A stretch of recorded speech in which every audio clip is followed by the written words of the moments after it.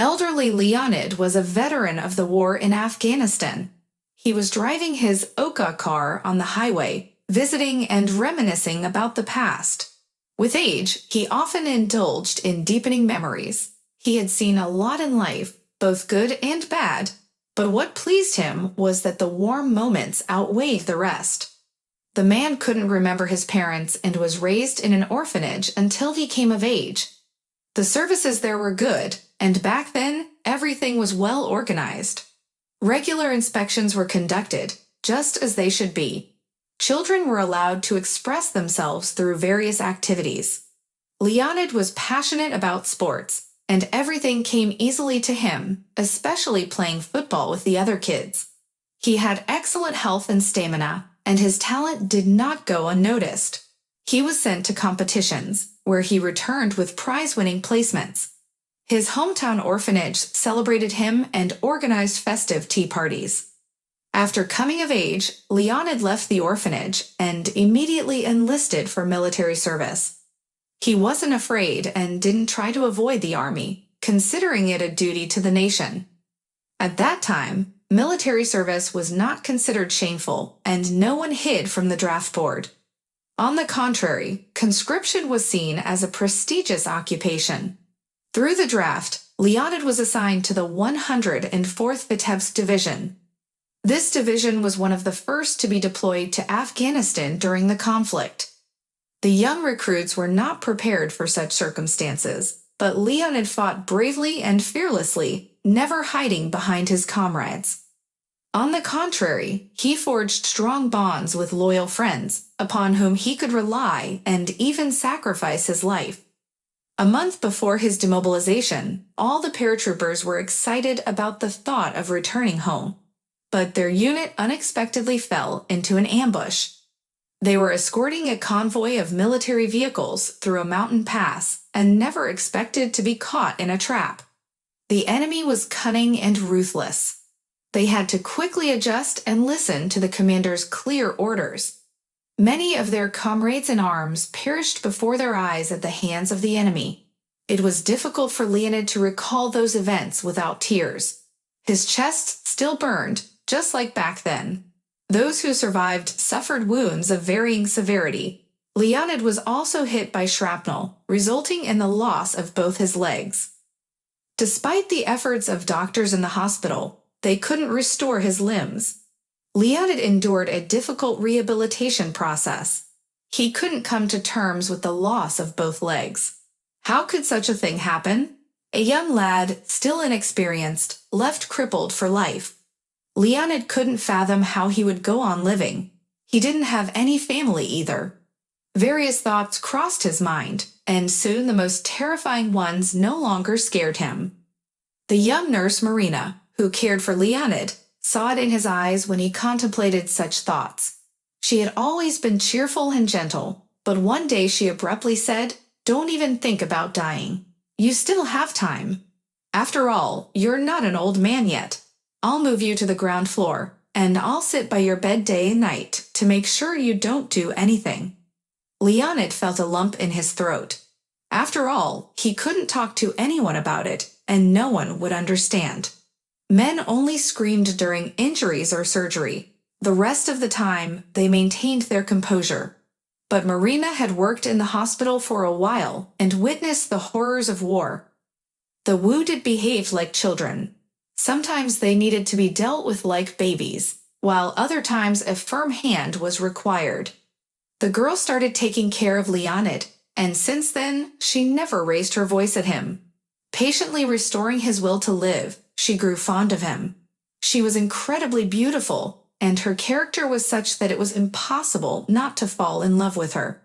Leonid was lucky that Marina eventually became his wife. He couldn't believe that such a beauty could love him and take on such a burden for a lifetime. Living with a colleague, he couldn't refuse that anymore. Even if he left, he would suffer for the rest of his life. The man loved, respected, and was slightly afraid of his petite wife. By her side, he felt like a complete man, willing to move mountains for the well-being of their family. He didn't drown his sorrows or lose hope, like many in his situation. The couple was able to afford prosthetics, and Marina helped Leonid adjust to them. She was always delighted by even the smallest successes. Undeterred, Leonid regained his footing and pursued higher education. Later, he found work as an agronomist in his hometown. Marina became a respected specialist, and many sought her advice. He was respected, loved, and people simply dropped by for a visit. Marina baked delicious pies, and neighbors gathered for tea to savor the aroma In their marriage, of freshly Leonid baked and pastries. Marina Had a son, Ilya, who was healthy and stubborn like his mother, and lively like his father. The couple also maintained a beehive and had a standard household with cows, geese, and chickens. By rural standards, their family could be considered prosperous. "You're growing up so handsome," the neighbors would tell Marina, already looking for potential suitors for their daughters. Ilya was very similar to his father and always actively helped in the garden. He wanted to join the paratroopers and follow in his father's footsteps. Leonid supported his desire, although he knew that the army was still far away. After being conscripted, Ilya became interested in skydiving. He became strong and resilient. Ilya was always honest and didn't bend to anyone. He earned the respect of his comrades and his father, not bringing shame to them. When he returned home in his new military uniform, everything was as it should be. His parents were overjoyed to see their son, and his determination impressed them. "Sorry, but I need to sort out my life. It's not such a small task," Ilya said after the first dinner with his family. "I won't stay in the village forever, no matter how much I love it here. I want to see more of the world." "Why do you need that city, son? You always loved nature," Leonid asked. "Is there a girl waiting for you there?" "No, Dad, not yet. But it's time for me to start building my future. I'll stay with you for a little longer, and then I'll go find my place. Don't worry about me." "You're right, you're already grown up and can make your own decisions. You can't live with your parents forever. You need to have your own corner too. Move to the city or find a job, just like I joined the police. You've been accepted into the Rapid Response Squad with strong guys like yourself." 2 years have passed since then, and during that time, Leonid buried his beloved wife and managed the household alone. He was passionate about beekeeping, and his diverse and delicious honey became known throughout the region. He had a new car, which he affectionately called Vaska.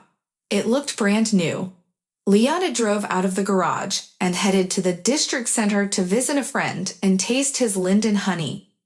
He was bored of being constantly alone and wanted to chat with someone and reminisce about the old days. The men didn't want to leave before their son, whom they considered their own. They had already noticed from a distance that the guys from the setup were tough, rude, and stubborn. They usually targeted pensioners who would immediately get confused and frightened in such situations, easily parting with their money to avoid further trouble. The scammers were compassionate people and considered themselves guilty, wanting to resolve the incident quickly. With these thoughts in mind, the scammers stood on the road, waiting for a suitable victim. Leonid seemed to be the perfect candidate for their mischief. They cut him off with their BMW and immediately rushed onto the road, shouting about changing a tire. They only grazed the bumper, but they started yelling as if the damage was worth $1 million. "What, old man, can't you see where you're going? Look what you've done to my car. Do you even know how much it's worth? How much will the repairs cost?" One of them began to rant, but the man was still shocked by what had happened. He didn't understand where they came from and why they were accusing him. "Young men, you jumped in front of my car yourselves. How could I, in my little swallow, hit you like that? You need to be more careful," he replied, staring at the scammers. "I need to be more careful, and I'll teach you a lesson in attentiveness right now. Come on, get out of your carriage. Get your wallet out. How much do you have there? Come on, we won't look at how much you have. We'll take everything we need." The guys opened the door like vultures, and Leonid stepped out. They immediately noticed his legs and burst into laughter. It hurt him, even though he was glad that he had spent his life in a wheelchair. but such behavior was offensive to him. "Are you pirates from Treasure Island?" "We haven't encountered such a thing before," the scoundrels chuckled. "Get the money, old man, before we twist your legs off." Leonid was angry, but he knew he wasn't the same guy who fought in Afghanistan. He couldn't handle them on his own, but he still tried to resist, getting back in the car and driving away. The young scammers quickly subdued him and even humiliated him. They threw him down on the ground. Leonid, with his prosthetic legs, was not as agile, so he decided to use a trick. "Listen, spare me. I have a little money with me, just pennies. I can call my son. Look, I have a student. He's studying education, a modest and intelligent boy. Don't touch him, he'll bring the money, and that's it. He's not good with fists, but he's a brainiac." "All right, we've already wasted enough time on you," the man said, rubbing his hands together.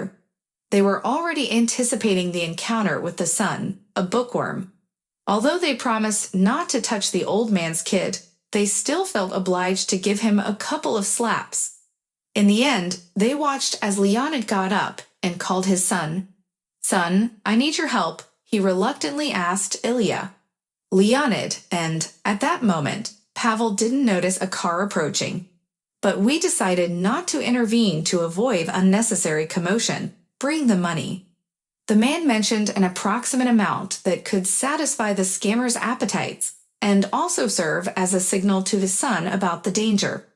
"I'm waiting for you. Everything is fine. They haven't done anything to you. They'll be here soon. Hold on. Let them just try to touch you. Endure it." 20 minutes after the scratch on the BMW, the scammers grew bored and started pestering Leonid with questions. Just then, a four-wheel drive vehicle pulled up, and Ilya, along with his 4 sturdy comrades from the Rapid Response Unit, stepped out. The scoundrels immediately became flustered and decided to quietly retreat to their car and make their escape. "Well, stand there, you scumbags. You're the ones who ran into him," Ilya growled, equating himself with them. "And it's a good thing we didn't lay a finger on him, guys. Trust us, we don't need any trouble. That scratch is nothing. We don't want anything from him," I said, winking at my friends, and they pounced on the scammers. They received a beating for their actions, and the villains didn't dare object. My comrades unleashed their fury, while I instructed them to exercise restraint. "That's enough of this chaos," commanded Leonid, and the fighters halted. "Let's take their car. Why waste our energy on throwing punches? Let them spend their time more productively," I suggested. At first, the scammers were relieved, but they had no idea what awaited them: a whole hectare of uncultivated land on Asiv's plot.